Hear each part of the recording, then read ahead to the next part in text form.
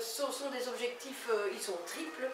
Il faudra accroître les compétences orales des enfants au niveau primaire.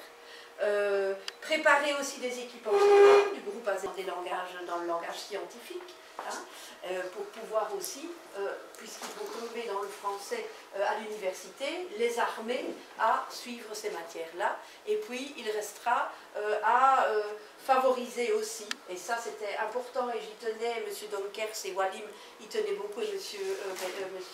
Kadouri aussi, c'est d'intégrer, s'il y a des matières littéraires qui se font un tout, que leur vie se déroule aussi bien en français qu'en arabe, et ils ont vraiment les mêmes objectifs. L'équipe ici des institutrices va être formée au fur et à mesure des années. Eh bien, ce sont elles les véritables expertes, et l'on pourra penser qu'on pourra mettre en place un institut d'intégration et à cette facilitation de l'oral, finalement, pour les enfants. Et, pendant leur temps de travail, pour ne pas empiéter sur leur soirée, sur leur travail à domicile, sur leur vie de famille, il faut pouvoir donner les meilleurs atouts pour que la formation soit optimale. Ça va être mis en place aussi par les collègues qui vont venir au mois de décembre, pardon. Alors il y a des engagements, c'est très petit, donc ça ce n'est pas un bon transparent. Rédiger un rapport d'activité, de fournir les meilleurs outils, de mettre à disposition des classes, nous-mêmes de mettre à disposition des professeurs, ça nous nous engageons de faire voyager les professeurs, responsables des relations internationales, et puis l'équipe de base pédagogique, professeurs qui constituent l'équipe de la section normale primaire de Malone. Du projet pédagogique qu'on a établi ensemble. Alors on va commencer par la présentation des besoins.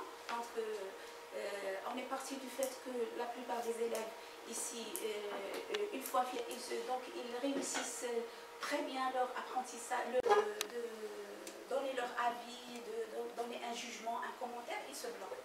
Alors de là, on a établi l'objectif fondamental de ce projet qui est le déblocage de l'expression orale, des syntaxes où il y a l'empreinte du français et de l'arabe en même temps.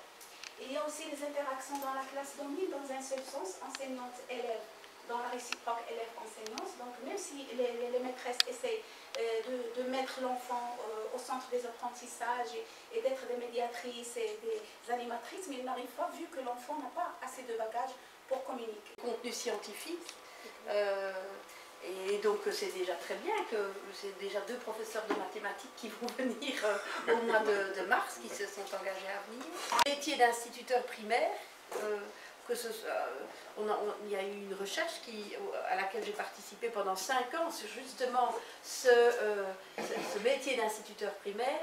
Par les universitaires qui étaient chez vous, et comment dire, qui portent encore le souci en quelque sorte de voir leurs enfants continuer sur le même sillage que les parents.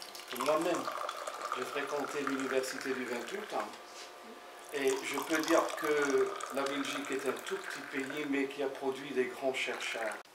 L'approche qui était au départ de cette mise en place de collaboration, c'est de pouvoir effectivement échanger et profiter des compétences belges qui sont reconnues au niveau pédagogique. Ce n'est pas les premiers, c'est les deuxièmes entre les Canadiens et les Belges. Donc ça c'est très très bien connu.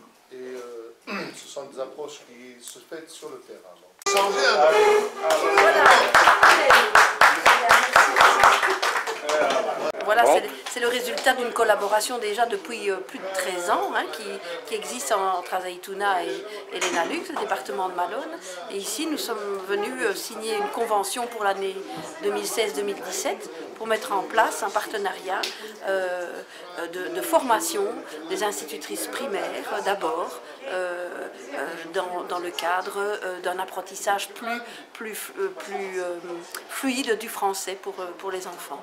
Et aussi dans le cadre du développement professionnel et personnel des institutrices et aussi en plus une ouverture à la citoyenneté. Voilà. Ça y est, merci.